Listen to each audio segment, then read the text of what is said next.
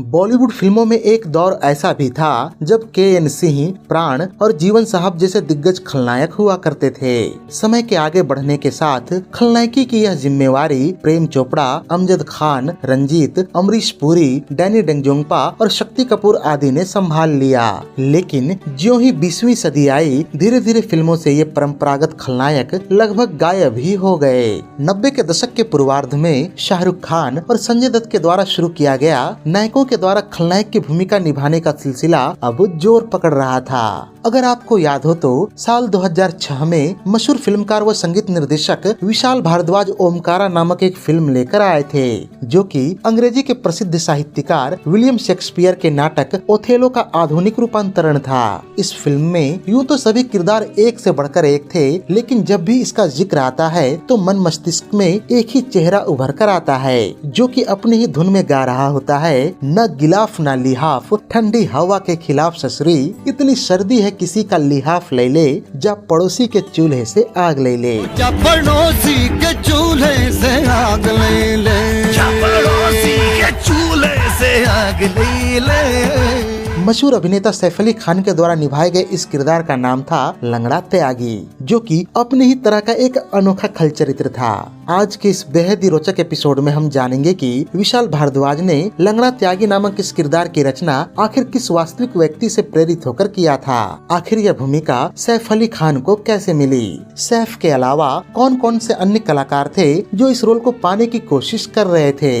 इस फिल्म के दौरान किस बात को लेकर सैफ अली खान और निर्देशक विशाल भारद्वाज के बीच मतभेद हो गया था। इस फिल्म के मशहूर गीत बीड़ी जलेले जिगर से पिया के बनने के पीछे आखिर क्या राज है। लंगड़ा त्यागी और फिल्म ओमकारा से जुड़े ऐसे ही कई दिलचस्प बातों को जानने के लिए वीडियो के अंत तक बने रहिए। विशाल भारद्वाज ने फिल्म की स्क्रिप्ट पूरी करने के दौरान ही फिल्म के एक एक किरदार के अनुसार अभिनेताओं का चयन शुरू कर दिया था। बात करें लंगड़ा त्यागी के किरदार की तो इसके लिए पहली पसंद सैफ अली खान ही थे, लेकिन फिल्म के प्रोड्यूसर्स एक रोमांटिक छवि वाले अभिनेता के पक्ष में नहीं थे। वो चाहते थे कि यह भूमिका एक ऐसे कलाकार को दी जाए जो पहले भी ग्रे शेड या नकारात्मक भूमिका कर चुका हो या करने की क्षमता रखता हो। इस भूमिका के लिए प्रोड्यूसर्स की सूची में आमिर खान, विवेक ओबरॉय और मनोज बाजपेयी जैसे नाम शामिल थे।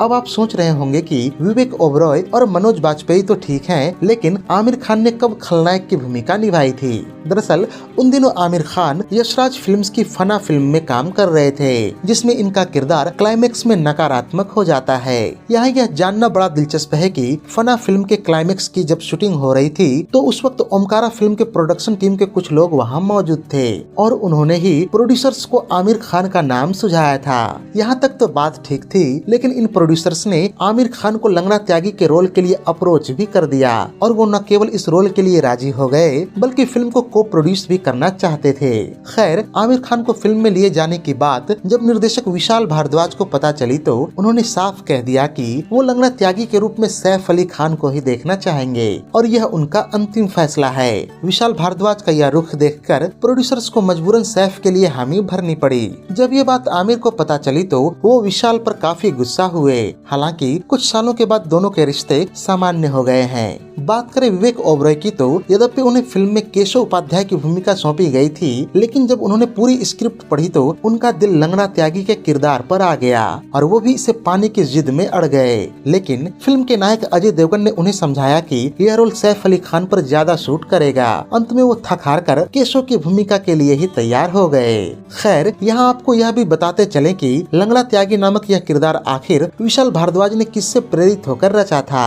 दरअसल जब विशाल ओथेलो नाटक के किरदार लेगो को रूपांतरित कर रहे थे तो इनके जेहन में इनके एक सहपाठी आ गए जिनका नाम संजय राठी था, जो कि अपने स्कूल में खूब रंगदारियां किया करते थे। संजय का एक पैर बचपन से ही पोलियोग्रस्त था और वो लंगड़ा कर चलता था। इसी कारण स्कूल के अन्य विद्यार्थी दबे जबान में उसे लंगड़ा राठी कहते थे, परंतु किसी में इतनी हिम्मत नहीं थी कि कोई उसे मुंह पर लंगड़ा कह सके, क्योंकि वो हमेशा अपने साथ एक चाकू रखा करता था। फिल्म के लिए रिसर्च के दौरान विशाल भारद्वाज ने सोचा कि क्यों न लंगड़ा राठी को ही लेगो के किरदार में ढाला जाए। अब तक तो वो एक छोटा मोटा गैंगस्टर जरूर बन गया होगा। इस खोजबीन में जब विशाल अपने शहर गए तो उन्हें यह पता चला कि लंगड़ा राठी तो अब शरीफ बन चुका है और किसी कॉलेज में पढ़ाता भी है। विशाल को उस दिन बेहद ही आश्चर्य हुआ था, लेकिन अब तक वो लंगड़ा राठी से प्रेरणा लेकर लंगड़ा त्यागी के किरदार को पूरी तरह से गढ़ चुके थे। खैर, वापस लौटते हम अपने मूल विषय की तरफ और जानते हैं कि आखिर किस बात को लेकर सैफ अली खान और विशाल भारद्वाज के बीच मतभेद हो गए थे। दरअसल आप इस फिल्म में सैफ अली खान का जो छोटे बालों वाला लुक देखते हैं, दरअसल वो इसके लिए तैयार नहीं थे, क्योंकि वो पिछले 1 साल से अपने बाल काफी लंबा कर रहे थे। यहाँ यह जानना भी बड़ा दिलचस्प है कि लंगड़ा त्यागी के किरदार को छोटे बालों वाला लुक देने का आइडिया भी सैफ अली खान का ही था। जब सैफ ने यह आइडिया विशाल भारद्वाज को दिया तो उन्होंने अपने एक सहयोगी को कंप्यूटर की मदद से सैफ के फोटो पर वैसे ही बालों का डिजाइन लगाने के लिए कहा, और जब विशाल ने उस फोटो को देखा तो वो बेहद ही खुश हो गए और तय कर लिया कि सैफ को यही लुक दिया जाएगा।